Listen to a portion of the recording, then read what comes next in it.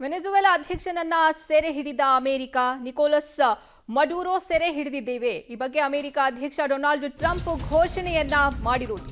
ವೆನೆಜುವೆಲಾ ಅಧ್ಯಕ್ಷನನ್ನ ಸೆರೆ ಹಿಡಿದಿದೆ ಅಮೆರಿಕ.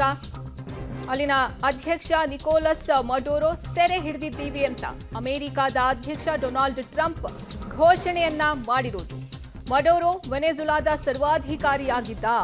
ವೆನೆಜುವೆಲಾ ಇದೀಗ ನಮ್ಮ ನಿಯಂತ್ರಣದಲ್ಲಿದೆ. ನಿಕೋಲಸ್ ಮಡುರೋ ಜಗತ್ತಿಗೆ ಕಂಟಕನಾಗಿದ್ದ ಅನ್ನುವಂಥ ಮಾತನ್ನ ಡೊನಾಲ್ಡ್ ಟ್ರಂಪ್ ಹೇಳಿಕೆಯನ್ನ ಕೊಟ್ಟಿರೋದು. ವೆನೆಜುವೆಲಾ ಇದೀಗ ನಮ್ಮ ನಿಯಂತ್ರಣದಲ್ಲಿ ಇದೆ, ಅಮೆರಿಕದ ನಿಯಂತ್ರಣದಲ್ಲಿ ಇದೆ. ನಿಕೋಲಸ್ ಮಡುರೋ ನಮ್ಮ ವಶದಲ್ಲಿ ಇದ್ದಾರೆ ಅನ್ನುವಂತಹ ಮಾಹಿತಿಯನ್ನ ಹಂಚಿಕೊಂಡಿರೋದು. ಮಡುರೋ ಡ್ರಗ್ ಭಯೋತ್ಪಾದನೆಯ ಭಾಗ ಆಗಿದ್ದ ಅಂತಲೂ ಡೊನಾಲ್ಡ್ ಟ್ರಂಪ್ ಹೇಳಿಕೆಯನ್ನ ಕೊಟ್ಟಿರೋದು. ಅಮೆರಿಕದ ಅಧ್ಯಕ್ಷ ವೆನೆಜುವೆಲಾ ಅಧ್ಯಕ್ಷನನ್ನ ಸೆರೆ ಹಿಡಿದಿದ್ದೀವಿ ಅಂತ ಅಮೆರಿಕ ಘೋಷಣೆಯನ್ನ ಮಾಡಿದೆ.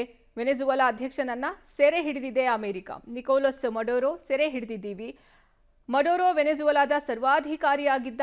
ನಿಕೋಲಸ್ ಮಡುರೋ ಜಗತ್ತಿಗೆ ಕಂಟಕವನ್ನು ತರ್ತಾ ಇದ್ದ.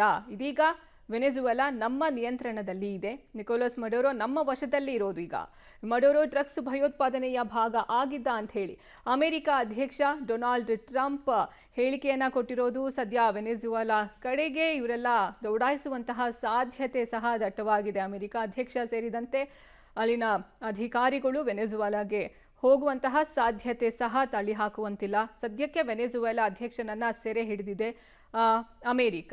ಈ ಬಗ್ಗೆ ಖುದ್ದು ಅಮೆರಿಕದ ಅಧ್ಯಕ್ಷ ಡೊನಾಲ್ಡ್ ಟ್ರಂಪ್ ಮಾಹಿತಿಯನ್ನ ಹಂಚಿಕೊಂಡಿರೋದು. ಮಡುರೋ ವೆನೆಜುವೆಲಾದ ಸರ್ವಾಧಿಕಾರಿಯ ಆಗಿದ್ದ, ಆ ರೀತಿಯಲ್ಲಿ ವರ್ತನೆಯನ್ನ ತೋರ್ತಾ ಇದ್ದ.